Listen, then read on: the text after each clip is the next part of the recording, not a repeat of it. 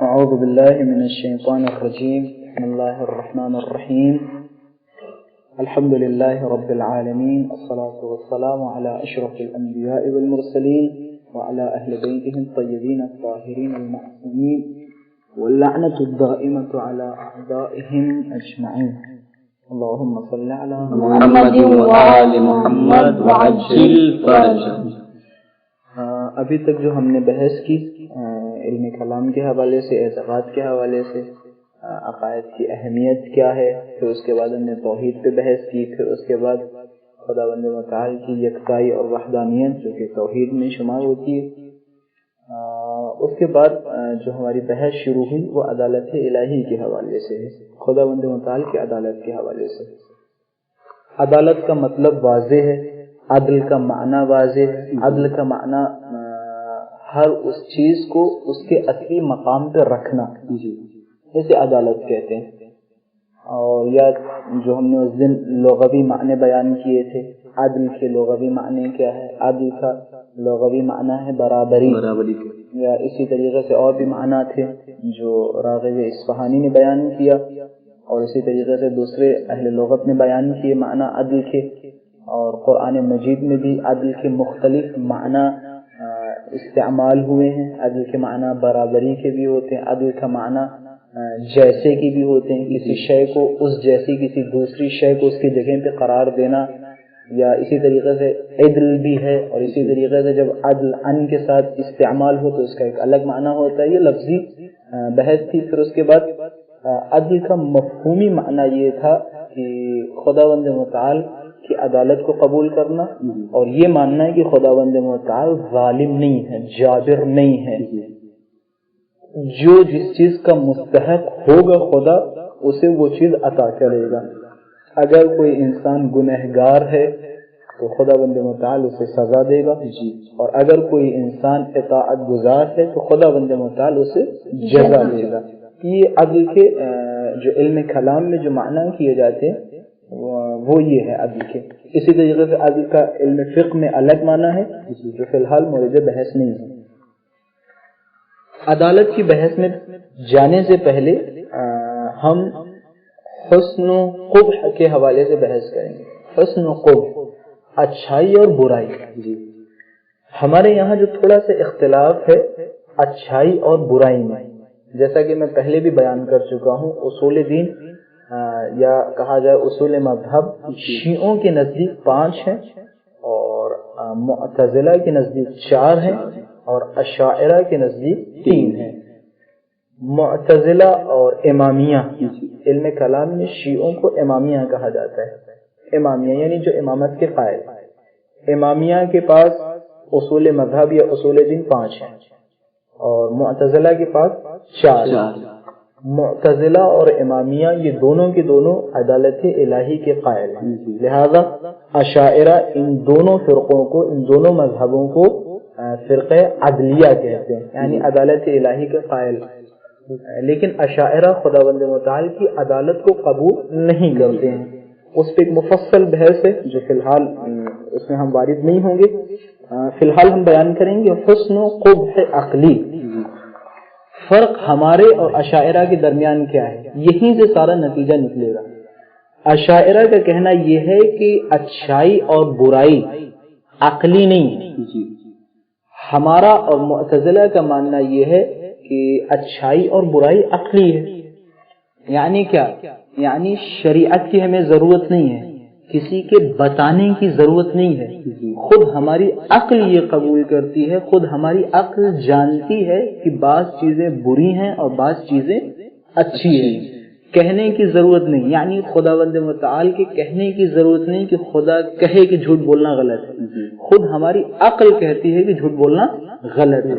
خود ہماری عقل کہتی ہے کہ غیبت کرنا غلط ہے. خود ہماری عقل کہتی ہے کہ نامحرم کو دیکھنا غلط ہے. خود ہماری عقل کہتی ہے، جو سب سے بڑا مسئلہ ظلم، کہ خود ہماری عقل کہتی ہے کہ ظلم ایک بری شے ہے. جیسا کہ بعض اہل لغت نے، لغویون نے عدل کو بمقابلے جور رکھا ہے، کہا ہے کہ عدل جو ہے جور اور ظلم کے مقابلے میں آتا ہے. تو ظلم ایک بہت حساس مسئلہ ہے. ہماری عقل یہ کہتی ہے کہ عدل کرنا، عدالت کرنا ایک اچھی صفت ہے. اسی طریقے سے ہماری عقل کہتی ہے کہ ظلم کرنا ایک بری صفت ہے.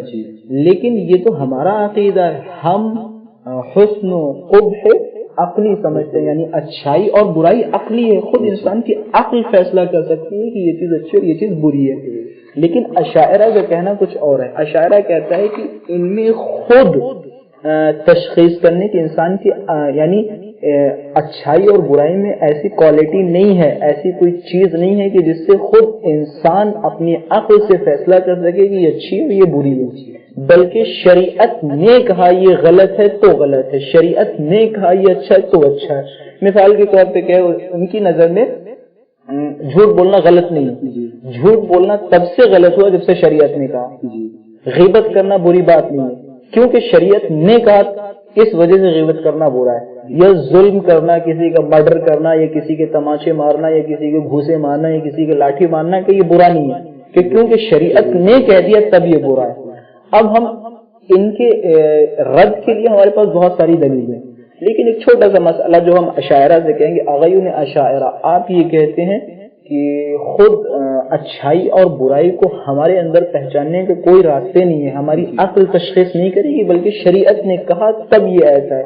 تو ہم ان سے کہیں گے بھیا وہ افراد، وہ لوگ جو شریعت کو نہیں مانتے، کیا وہ ظلم کرنے کو اچھا سمجھتے ہیں؟ نہیں، کوئی بھی ایسا نہیں ہے. مثال کے طور پہ کافر، مشرک یا بالکل جو ملحد ہے، خدا کو قبول نہیں کرتا ہے، وہ بھی کہتا ہے کہ ظلم ایک بری صفت ہے، ظلم کرنا برا ہے، وہ بھی مانتا ہے. بلکہ ہر ظالم یہ کہتا ہے ظلم برا ہے، ہر جاہل یہ کہتا ہے کہ جہل برا ہے.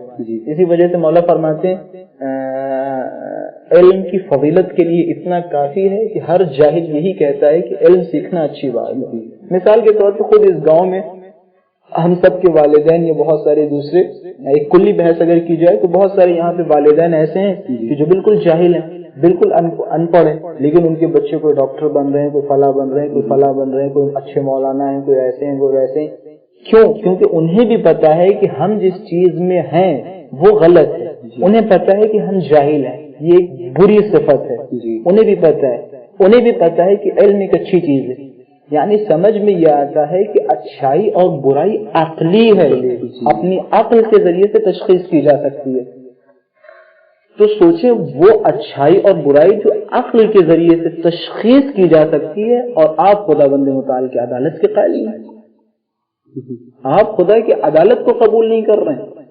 اب یہاں سے مسئلہ یہ شروع ہوتا ہے. اشاعرہ کے مطابق یہ ہوگا کہ بھائی اگر ایسی صورتحال ہے کہ خدا بند متعال کا عادل ہونا ضروری نہیں ہے، اگر ایسا مسئلہ ہے تو پھر ممکن ہے روز محشر ایک گنہگار کو خدا جنت میں ڈال دے اور ایک اطاعت گزار کو خدا جہنم میں ڈال دے. جب ایسا مسئلہ ہی نہیں ہے، جب آپ عدالت الہی کو نہیں قبول کرتے ہیں تو ایسا ہوگا. پھر عدالت الہی کو اگر ہم قبول نہیں کریں گے تو اس کے ایفیکٹس کیا ہیں، سائیڈ ایفیکٹس کیا ہیں؟ بہت سارے سائیڈ ایفیکٹس ہیں، بہت سارے نقصانات ہیں اگر ہم نے خدا کی عدالت کو قبول نہیں کیا. سب سے پہلا نقصان ہمیں ارسال النبوہ، نبوت کے بھیجنے میں. اگر ہم خدا بند متعال کو عادل نہیں سمجھیں گے تو نبوت نہیں ثابت ہوگی، کسی نبی کا بھیجا جانا ثابت نہیں ہوگا. جب انسان مثال کے طور پہ خدا عادل نہیں ہے اور خدا کے کام کسی مصلحت اور کسی غرض سے نہیں ہوتے ہیں اور ہر انسان کا فعل خدا کا فعل ہے، تو اس صورتحال میں ایک جھوٹا بھی جو ہے نبوت کا دعویٰ کر سکتا ہے اور ایک سچا بھی نبوت کا دعویٰ کر سکتا ہے. نبی کے اندر دو صفتوں کا، نبی کے دو مقدمات ہوتے ہیں. پہلا یہ کہ نبی جب خدا کی طرف سے مبعوث ہوتا ہے تو وہ پہلے دعویٰ کرتا ہے کہ میں خدا کی طرف سے مبعوث ہوا ہوں. دوسرا یہ کہ پھر وہ معجزہ دکھاتا ہے. خود جب آپ نے یہ کہہ دیا کہ خدا عادل نہیں ہے، خدا کا فعل مصلحت اور غرض کے مطابق نہیں ہوتا ہے، تو اس صورتحال میں کیا ہوگا؟ اس صورتحال میں یہ ہوگا کہ ممکن ہے کسی جھوٹے دعویٰ دار کو کھڑا ہو گیا اور اس نے کہہ دیا کہ بھائی ہم نبی ہیں، خدا اس کے ہاتھ پہ معجزہ دکھا دے. تو پھر کیا ہوگا؟ پھر ایک غلط آدمی آپ کو پورا بہکا کے رکھ دے گا، شریعت کو خراب کر کے رکھ دے گا. اگر نبوت نہیں ثابت ہوگی تو پھر جو ہے نہ ہی شریعت ثابت ہو سکتی ہے، نہ ہی نماز، روزہ، حج، زکات، کچھ بھی نہیں ثابت ہوگا. کیونکہ جو کچھ ہمیں ملا ہے وہ سفراء الہی کے ذریعے سے ملا ہے، نبوت و امامت کے ذریعے سے ملا ہے. جب نبوت و امامت ہی ثابت نہیں ہوگی تو پھر دین پہ جو ہے سلام فقط و سلام، دین کچھ ہے ہی نہیں، سب کچھ برباد ہو جائے گا، سب کچھ تباہ ہو جائے گا. تو سمجھ میں یہ آتا ہے عدالت الہی کا ہونا حتی نبوت میں بہت ضروری ہے. اگر خدا عادل نہ ہو تو انبیاء کی نبوت ثابت نہیں ہوگی. دوسرا مسئلہ یہ ہے کہ اگر ہم مان لیں کہ خدا عادل نہیں ہے، عادل نہیں یعنی کیا؟ یعنی ظالم ہے. خدا عادل نہیں یعنی ظالم ہے. تو 4 نقطوں کے اوپر توجہ دیں، فرق کریں. نعوذ باللہ، نعوذ باللہ، تعالی اللہ من ذالک. کہہ دیا جائے کہ خدا بند متعال ظالم، نعوذ باللہ، خدا ظلم کر رہا ہے، تو 4 صورتوں سے خارج نہیں. پہلا یہ کہ جاہل ہے، یعنی اسے نہیں پتا کہ یہ ظلم، یہ جو کیا جا رہا ہے یہ برا کام. مثال کے طور پہ خدا علی کے اوپر حج واجب نہیں ہے، علی ابھی بچہ ہے، مثال کے طور پہ 7 8 9 10 سال کے، 10 11 سال کے اور 12 سال کے، 10 11 12 سال کے علی مثلا فرض کریں 12 سال کے ہیں، ان کے اوپر ابھی نماز روزہ واجب نہیں ہوا ہے. لیکن خدا نہ کرے، خیر میں نہیں کہوں گا، لیکن علی خدا کی بارگاہ میں کھڑے ہوں جا کے اور خدا ان سے کہے کہ بھائی ہاں بھائی نمازیں دکھاؤ، روزے دکھاؤ، تو یہ کہیں پروردگارہ ہم تو بھی مکلف نہیں ہوئے تھے، تو نے یہ کہا ہے کہ بھائی 15 سال کا ہو جائے، بالغ ہو جائے، اور بھی جو بالغ کی نشانیاں وہ ساری ظاہر ہو جائیں، پھر جو ہے تمام عبادتیں اور تمام نماز روزے یہ سارے کے سارے واجب ہوتے ہیں. لیکن خدا کہ نہیں ہمیں تم سے چاہیے، کیوں نہیں تم نے پڑھی؟ تو اسے کہتے ہیں طاقت سے زیادہ، قدرت سے زیادہ بوجھ ڈالنا. یہ قدرت سے زیادہ بوجھ، تو خدا یہاں سوال نہیں کرے گا، اور اگر سوال کر لے تو گویا یہاں کیا مسئلہ آئے گا؟ ظلم، یعنی ظلم کر رہا ہے. نعوذ باللہ، نعوذ باللہ. کیا خدا کو نہیں پتا ہے کہ یہ چیز جو کر رہا ہے یہ غلط ہے؟ یا تو جاہل ہے، یا تو اسے نہیں پتا ہے کہ یہ جو کیا جا رہا ہے یہ ظلم ہے، یہ ظلم ہے. یا مثال کے طور پہ کسی انسان پہ حج واجب نہیں، غریب ہے، سائیکل چلانے والا، رکشہ چلانے والا، ایک مزدور ہے، لیکن اس سے خدا بند متعال روز محشر مطالبہ کرے کہ تم نے حج کیوں نہیں کیا. یہ قدرت سے زیادہ بوجھ ڈالنا ہے، یہ غلط ہے، ظلم ہے.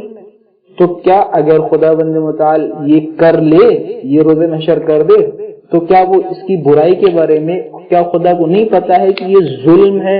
اس کی برائی کا علم نہیں خدا کے پاس. تو پہلی صورت یہ ہوگی کہ اگر خدا ظلم کر رہا ہے تو پہلا یہ یا تو وہ جاہل ہے، اسے نہیں پتا ہے کہ یہ برا فعل ہے. دوسرا یہ کہ اسے پتا ہے کہ یہ برا فعل ہے لیکن مجبور ہے، یعنی اس کے انجام پہ مجبور ہے. ٹھیک ہے، وہ مجبور ہے کہ ظلم کرے.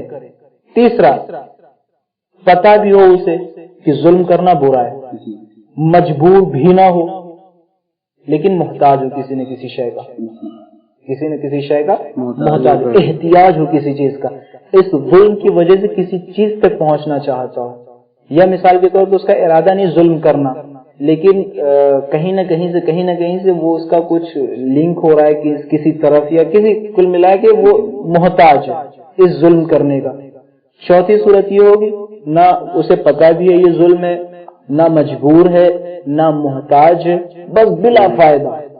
تو اس صورت کا لازمہ کیا ہوگا؟ عبث، بغیر کوئی مطلب. اور خدا بند متعال جگہ جگہ فرما رہا ہے کہ خدا عبث کام نہیں کرتا. خدا کو چھوڑو، دنیا میں کیا آپ کی نظر میں کوئی عقل مند ایسے ہیں جو عبث کام کرتے ہوں، جو ایک دم بے وقوف یا بے دین یا لا ابالی اشخاص ہوں گے جو بغیر کسی مطلب کے کام کرتے ہیں؟ کبھی کبھی ہوتا ہے نہ کوئی مطلب، نہ کوئی غرض، زبردستی کسی آدمی کو چھیڑے پڑے، کوئی غرض نہیں، کوئی وہ نہیں، وہ کچھ نہ کچھ کیے جا رہے ہیں. تو یہ کام عبث ہے، گناہ بھی ہو رہا ہے، عبث. تو خدا بند متعال خالی نہیں، فالتو نہیں ہے. مثال کے طور پہ ہمارے یہاں کیا ہوتا ہے، ایک چوکھٹ پہ 10 جوان لڑکے بیٹھ گئے، یہ عبث کام ہے. وہ کون لوگ بیٹھتے ہیں؟ کبھی غور کیا کون لوگ بیٹھتے ہیں جو چٹیاں لگا کے جو ہے 10 لوگ بیٹھ رہے ہیں، باتیں کر رہے ہیں، ادھر کی باتیں ادھر، کبھی لڑکی کی باتیں، کبھی لڑکے کی باتیں، کبھی اس گھر کی باتیں، کبھی اس گھر کی. کون لوگ ہی کرتے ہیں؟ جو لوگ فری ہوتے ہیں، جن کے پاس کوئی دھندا نہیں، جن کے پاس کوئی پڑھائی لکھائی نہیں، کچھ نہیں، وہ فری لوگ، وہ عبث کام کرتے ہیں. نعوذ باللہ، نعوذ باللہ. خدا بند متعال کے پاس کوئی کام نہیں ہے جو خدا الٹے سیدھے عبث کام انجام دے. میں نے 4 صورتیں بتائی. یا تو نہیں جانتا، یا جانتا ہے مجبور ہے، یا جانتا ہے اور مجبور بھی نہیں ہے محتاج ہے، یا یہ کہ جانتا بھی ہے مجبور بھی نہیں ہے محتاج بھی نہیں ہے، بس ایسے ہی دل چاہ رہا ہے، بس ایسے الگ کی عبث. پہلا یہ کہ اگر وہ نہیں جانتا ہے کہ یہ ظلم ہے تو وہ خدا نہیں ہو سکتا. کیوں؟ کیونکہ اگر نہیں جانتا تو وہ ہو گیا جاہل، اور جاہل خدا نہیں ہو سکتا. خدا عالم بکل شیء، تمام چیز کا جاننے والا ہے. قادر علی کل شیء، تمام شیء، تمام چیزوں پہ قدرت رکھتا ہے، ہر چیز کا علم ہے اس کے پاس. جو نہ جانے وہ خدا نہیں ہو سکتا. دوسرا یہ کہ جانتا ہے کہ یہ برا کام ہے لیکن مجبور. خود مجبور جو ہو، مجبور کس کی صفت ہے؟ مجبور ہونا کس کی صفت ہے؟ انسانوں کی صفت ہے، خدا کی صفت نہیں ہو سکتی. خدا ہماری صفات سے بری ہے. خدا کے اندر ہماری صفات ہماری، یہ پھر وہی مشبہ والا مسئلہ ہو جائے گا. خدا مجبور نہیں، جو مجبور ہو جائے وہ خدا نہیں ہو سکتا. تیسرا محتاج، جو محتاج ہے وہ خدا نہیں ہوگا. چوتھا یہ کہ جانتا بھی ہے مجبور بھی نہیں محتاج بھی نہیں، عبث کام خدا کرتا نہیں. قرآن مجید میں خدا نے فرمایا تم کیا سمجھتے ہو کہ ہم نے یہ زمین و آسمان پیدا کی عبث پیدا کر دی، ایسے ہی پیدا کر دی؟ تم کیا سمجھتے ہو ہم نے تمہیں ایسے ہی پیدا کر دیا؟ ابھی پیدا کر جاؤ کھیلو کودو مستی کرو کرکٹ کھیلو فلاں کرو فلاں کرو، نہیں ہوگا. خداوند متعال نے اگر ہمیں پیدا کیا تو کسی مصلحت کے لیے پیدا کیا. وہ مصلحت کیا ہے؟ وما خلقت الجن والانس الا لیعبدون، تاکہ ہماری عبادت کی جائے. تو خداوند متعال عبث کام نہیں کرتا ہے. خدا نے اگر پیدا کیا ہے تو کسی مصلحت کے تحت پیدا کیا ہے. اشاعرہ کے یہاں پہ ایک نقطے کو اور بھی نوٹ کریں. اشاعرہ کا ایک ماننا یہ ہے کہ خدا کے فعل کا غرض یا مصلحت کے ساتھ ہونا ضروری نہیں ہے. اشاعرہ کا کہنا یہ ہے کہ ضروری نہیں خدا کے ہر فعل میں کوئی غرض ہو، ضروری نہیں کہ خدا کی ہر شے میں ہر کام میں کوئی مصلحت ہو، کہ ممکن ہے بہت سارے کام بغیر مصلحت ہوں. اصل بالکل غلط عقیدہ ہے. یہ ایک انسان کے بارے میں اگر کہا جائے تو انسان برا مان جائے گا. انسان کے بارے میں آپ اگر کہہ دیں کہ ان کے کام ایسے ہی ہوتے ہیں، کوئی حکیمانہ ان کے کام نہیں ہے، کوئی نہ ان کا، یعنی بغیر فالتو والے کام، فالتو والے کاموں کو کہا جاتا ہے بغیر غرض اور مقصد. جبکہ انسانوں میں اگر آپ جائیں تو جو ذرا سی عقل رکھتا ہے وہ کبھی فالتو کام نہیں کرتا ہے. وہ اگر مثال کے طور پہ یہاں سے اس طرف جا رہا ہے تو کسی غرض کے تحت جا رہا ہے. اگر ہم یہاں پہ آ کے بیٹھ رہے ہیں یہ کسی غرض کی وجہ سے بیٹھ رہے ہیں. ہم اگر وہاں نہیں جا رہے ہیں تو کسی غرض کی اور کسی مصلحت کی وجہ سے نہیں جا رہے ہیں. سوچیں ہمارا اتنا سا نفس ہے، ہمارا اتنا سا وجود ہے ہمارا اس دنیا میں. خود مثال کے طور پہ دنیا چھوڑیں، یہاں پہ کتنی زمین ہے، اتنی بڑی زمین خالی پڑی ہے. اتنی بڑی زمین کو تصور کرو اور اپنا تصور کرو، اتنے سے ہیں. یعنی وہ اتنی بڑی بڑی چیزیں عبث ہیں اور ان کا بنانے والا عبث کام کر سکتا ہے، بغیر مصلحت کام کر سکتا ہے. اور ہم اتنے سے ہو کے ہر کام مصلحت کے ساتھ کر رہے ہیں، مصلحت کے لیے کر رہے ہیں، فلاح کے لیے فلاح کے لیے کر رہے ہیں. تو یہ اشاعرہ کا بالکل غلط عقیدہ ہے، بالکل گندا عقیدہ ہے. اس مسئلے کو بھی کلوز کریں. اگر خیر اس مسئلے کو پھر سے اوپن کرتے ہیں، پھر سے اسے کھولتے ہیں. اگر ہم یہ مان لیں کہ خدا کے کاموں میں مصلحت اور غرض نہیں ہوتی ہے تو وہ جو ہم نے نبوت کے حوالے سے کہا تھا کہ نبوت کے اندر 2 مقدمے ہوتے ہیں. پہلا یہ کہ نبی جو خدا کی طرف سے مبعوث ہوتا ہے وہ دعویٰ کرتا ہے اور دعوے کو ثابت کرنے کے لیے معجزہ دکھاتا ہے. دوسرا مقدمہ یہ تھا کہ خداوند متعال جس کی تصدیق کر دے وہ سچا ہو جاتا ہے. مثال کے طور پہ ایک انسان نے دعویٰ کیا نبوت کا، خدا نے اس کے ہاتھ میں معجزہ بھی دکھا دیا، اب وہ نبی ہو گیا. اب اگر خدا کا بغیر غرض اور مصلحت کام ہو تو ممکن ہے نعوذ باللہ ایک جھوٹے کو بھی معجزہ عطا کر دے اور وہ ان کا نبی ہو جائے. ایک جھوٹا کھڑا ہوا کہ میں نبی ہوں، خدا کی طرف سے مبعوث ہوا ہوں، اور خدا اس کے ہاتھوں میں معجزہ دکھا دے. تو اس کا نتیجہ کیا نکلے گا؟ نتیجہ یہ نکلے گا کہ جھوٹا نبی بن جائے گا. ایک جھوٹا نبی بن جائے گا جو کہ بالکل عقل کے خلاف ہے. اگر خدا کے افعال، خدا کے کام بغیر غرض ہوں تو خدا کسی کے ہاتھ پہ وہ معجزہ دکھا دے. اور خود جو سچا نبی ہو مثال کے طور پہ تو واقعا خدا کی طرف سے مبعوث ہو، وہ چلاتا رہے ہم معجزے، اس کے ہاتھ پہ کوئی معجزہ نہ آئے. بالکل یہ غرض کے خلاف ہے، مصلحت کے خلاف ہے. تو سمجھ میں یہ آتا ہے کہ خدا کے کاموں میں مصلحت ہے، خدا کے کاموں میں حکمت ہے. مصلحت اگر نہ ہو، غرض نہ ہو، تو پھر یہ عبث میں شمار ہوگا. خدا عبث کاموں سے بری و منزہ ہے. ایک یہ عدالت الہی کو ثابت کرنے کے لیے ایک اور مسئلے کی طرف توجہ بہت ضروری ہے، وہ یہ کہ انسان مختار، ٹھیک ہے، انسان مختار ہے. اگر ہم نے کہہ دیا کہ انسان مجبور ہے تو عدالت الہی پہ خدشہ وارد ہوگا. اس صورت کا لازمہ یہ ہوگا اگر ہم نے کہہ دیا انسان مجبور ہے، جبر، اسے کہتے ہیں عقیدے جبر، جو انشاءاللہ علم کلام میں پڑھیں گے. یہ اشاعرہ وغیرہ علیہ اللعنۃ والعذاب، یہ لوگ جبر کے قائل ہیں. یعنی یہ لوگ، ان کا عقیدہ یہ ہے کہ خداوند متعال نے لوگوں کو، بندوں کو مجبور کیا ہے. اس کا لازمہ یہ ہوگا کہ خود ہمارے اس چھوٹے سے گاؤں میں، ابھی جہاں بیٹھے محمود پور سرنگا، اس چھوٹے سے گاؤں میں کتنے اچھے لوگ ہیں، کتنے برے لوگ ہیں. جوا کھیلنے والے، بعض شراب پینے والے، بعض جو ہے اور گندے کام کرنے والے. اسی کے ساتھ ساتھ بعض ایسے ہیں جو مسجد کے پابند ہیں، نمازوں کے پابند ہیں، ماہ رمضان میں روزوں کے پابند ہیں. اگر ہم نے کہہ دیا کہ خداوند متعال نے لوگوں کو مجبور کیا ہے، یعنی انسان کا خود اختیار نہیں ہے، سارے خداوند متعال کے اختیارات ہیں، تو اس کا لازمہ یہ ہوگا کہ وہ افراد جو جوا کھیل رہے ہیں، وہ نعوذ باللہ نعوذ باللہ معاذ اللہ وہ نہیں کھیل رہے ہیں، خدا کھیل رہا ہے.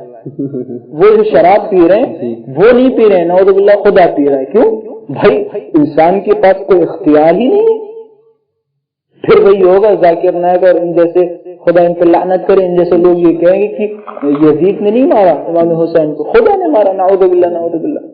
جب انسان مختار نہیں ہے، مجبور ہے، تو پھر ہمارا فعل نہیں، خدا کا فعل ہے. ہمارے کام نہیں، خدا کے کام. اس سے بھی آگے بڑھے، جب ہم مر جائیں گے پھر جنت و جہنم کا کانسیپٹ ہی نہیں. پھر خدا کیوں کہہ رہا ہے کہ ہم جو اچھے کریں گے ان کے لیے ہم جنت میں، جو برا کام کریں گے ان کے لیے جہنم. جب انسان مختار نہیں ہے، مجبور ہے، تو پھر خدا کو حق نہیں ہے کہ وہ جنت و جہنم میں ڈالے. خدا کو حق نہیں ہے کہ کہے بھیا فلاں صاحب تم جہنم میں جاؤ، تو وہ کھڑا ہوگا خدا سے کہے پروردگار ایسا کیوں؟ جو فعل تیرا تھا، اختیار تیرا تھا، تو مجھے جہنم میں کیوں ڈال رہا ہے؟ میں نے زنا کی، میں نے گناہ کیا، وہ تیرا اختیار تھا، میرے پاس تو کچھ تھا ہی نہیں، میں تو مجبور تھا. جو بھی فعل ہے وہ خدا کا فعل ہے بقول اشاعرہ. تو اس صورت میں یہ ہوگا کہ جنت و جہنم اور تمام کانسیپٹ، بہت ساری چیزیں تباہ و برباد ہو جائیں گی، تباہ و برباد ہو جائیں گی. اور اسی طریقے سے اگر کوئی نبوت کا جھوٹا بھی دعویٰ کر رہا ہے، وہ بھی نبی ہو جائے گا، وہ بھی نبی ہو جائے گا. کیوں؟ وہ تو خدا کا، بھائی وہ نہیں کر رہا ہے، خدا کہہ رہا ہے، خدا کا یہ فعل ہے. ایک سوال ہمارے ذہن میں کبھی کبھی اٹھتا ہے کہ جیسے کہتے ہیں کہ اللہ بہتر کرتا ہے، اللہ بہتر کرتا ہے، اللہ جو چاہتا ہے وہی ہوتا ہے، یہ مطلب کہ اللہ سے خدا بند متعال انسان کے افعال میں جو کچھ ہوتا ہے نا، وہ ہوتی توفیقات. اگر ہم کہتے ہیں کہ اللہ بے شک تمام قدرت، تمام طاقت خدا کے ہاتھ میں، خدا بند متعال تمہارے اعمال کو، تمہارے مقدمات کو دیکھ کے توفیقات سے نوازتا ہے. مثال کے طور پہ تمہارے اندر کچھ خوبیاں ہیں، تو تمہیں خدا بند متعال توفیقات سے نوازتا ہے، توفیقات میں تمہاری اضافہ کرتا ہے، تمہاری روح کو بلند کرتا ہے، تمہاری روح کو مضبوط کرتا ہے. اسی طریقے سے جو لوگ برے ہوتے ہیں ان کے اندر خدا برائی کا، اور جو ہے وہ کیونکہ انہوں نے خود اپنی برائی کی سیڑھی رکھی ہوئی ہے، مقدمہ رکھا ہوا ہے، تو وہ خود برائی کی طرف کھینچتے چلے جاتے ہیں. یہ ہے کہ خدا جو اچھے کام کرتا ہے اس کے اوپر خدا کی نظر زیادہ رہتی ہے، جو برے کام کرتا ہے خدا اس کو اس کے حال پہ چھوڑ دیتا ہے. اس کا نتیجہ یہ ہوتا ہے کہ وہ اور گناہوں میں گھستا چلا جاتا ہے. لیکن جو اچھے کام کرتے ہیں، جن کے مقدمات اچھے ہوتے ہیں، کوئی نہ کوئی نیکیاں ہوتی ہیں، کوئی نہ کوئی سبب ہوتا ہے، تو خدا انہیں توفیقات سے نوازتا ہے. آپ نے قصص سنے ہوں گے امام حسین کے حوالے سے. کیوں یہ روایتوں میں ہے کہ جو بھی امام حسین پہ ایک قطرہ روئے گا تو خدا یہ کرے گا، خدا اس کے اوپر جہنم کی آگ حرام ہو جائے گی، اس کے لیے جنت واجب ہو جائے گی. یہاں خود اس کا ایک قطرہ اسے جنت میں نہیں لے جا رہا ہے، بلکہ وہ ایک قطرہ سبب بنتا ہے اس کی ہدایت کا. وہ قطرہ خدا کو پسند آتا ہے، اس قطرے کی وجہ سے خدا بند متعال اس کی توفیقات خیر میں اضافہ کرتا ہے، اور اس توفیقات کی وجہ سے وہ راہ راست پہ آ جاتا ہے۔ قصات تم نے سنے ہیں کہ مثال کے طور پہ ایک عیسائی امام حسین پہ خوب رویا، کیا وہ اسی وقت مر گیا اور جنت میں چلا گیا؟ نہیں، بلکہ رونے کے بعد اس کے دل میں خدا کے لیے محبت آئی، امام حسین کے لیے محبت آئی، کہیں نہ کہیں سے اس نے دین کو قبول کیا۔ کیوں دین کو قبول کیا؟ رونے کی وجہ سے، ان آنسوؤں کی وجہ سے، امام حسین کی وجہ سے۔ مثال کے طور پہ یہودی عیسائی کا قصہ سنے، میں نے خود مجالسوں میں پڑھا ہے۔ مثال کے طور پہ ایک عیسائی جو ہے وہ ایک بندے خدا کربلا کی زیارت کے لیے جا رہا تھا، تو اس نے اسے پریشان کیا عیسائی نے، تو اس بندے خدا نے کہا، کوئی مومن تھا، اس نے کہا کہ ہم جس کی بارگاہ میں جا رہے ہیں اس کی بارگاہ میں تمہاری شکایت کریں گے جا کے۔ تو خلاصہ جب یہ وہاں کربلا پہنچے، ایک دو دن روئے گڑگڑائے، تو انہوں نے خواب میں دیکھا تو مولا حسین نے ان سے فرمایا کہ تم جس کی شکایت کر رہے ہو میں اسے عذاب میں مبتلا نہیں کروں گا، میں اس کے اوپر بلا نازل نہیں کروں گا، میں اسے کوئی عذاب میں مبتلا نہیں کروں گا۔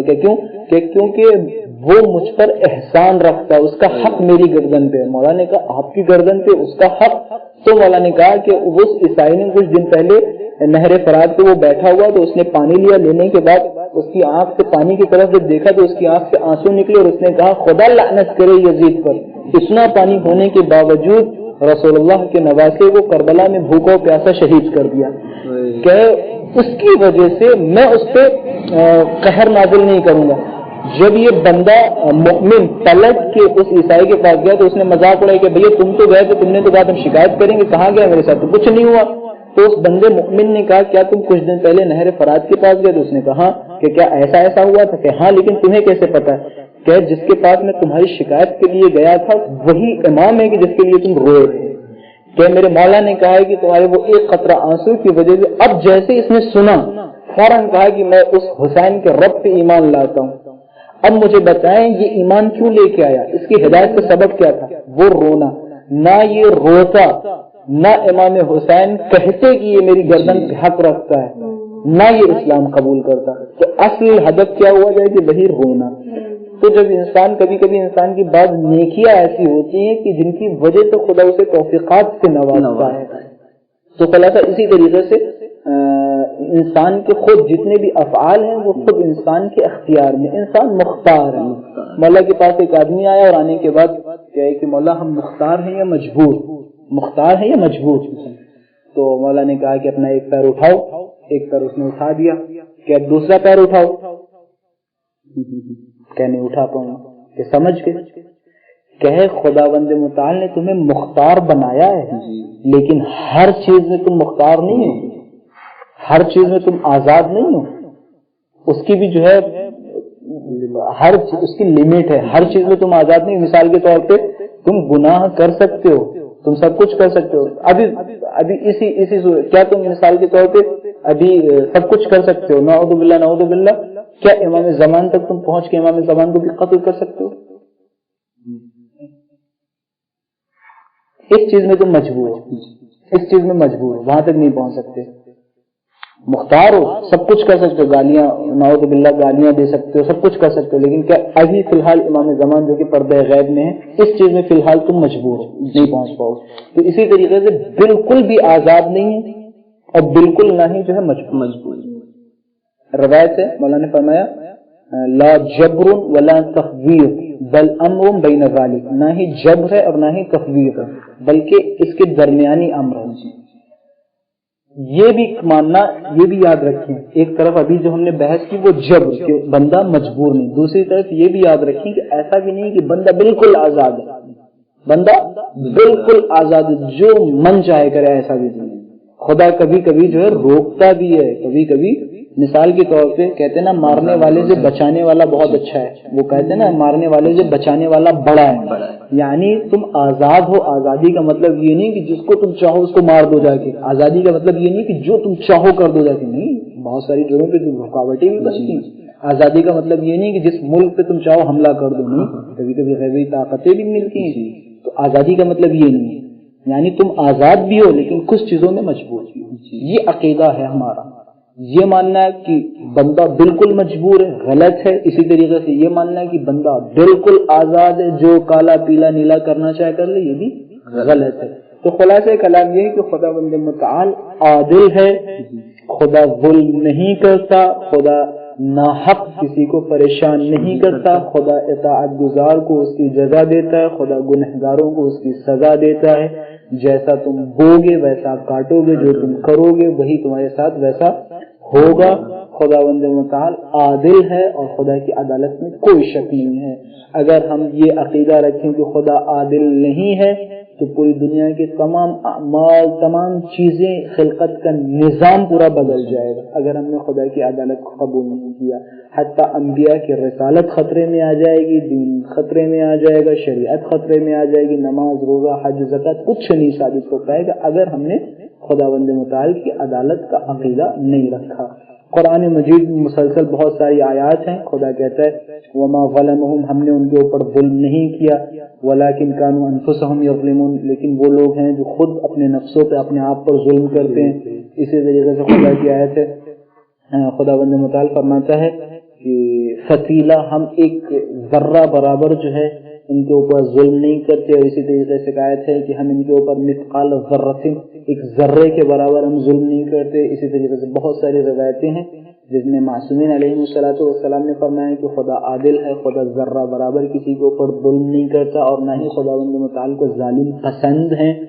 اور اسی طریقے سے مولا فرماتے ہیں وہ انسان کی جو خداوند متعال کی طرف ظلم کی نسبت دے خدا اسے کبھی معاف نہیں کرے گا. یہ اس طرح کی بہت ساری روایتیں ہیں. انشاءاللہ جب ہم علم کلام کی دوسری کتابوں کو پڑھیں گے تو پھر مزید مفصل بحث آئے گی. فی الحال عدالت کی بحث یہیں پہ ختم ہوتی ہے. اب انشاءاللہ اگلے درس میں ہم سفرائے الہی یعنی نبوت کی بحث کریں گے، پھر اس کے بعد امامت کی بحث کریں گے، پھر قیامت ہو جائے گی اور قیامت کے بعد کچھ نہیں ہے. وصلی اللہ علی محمد و آل محمد وعجل فرجهم. اللهم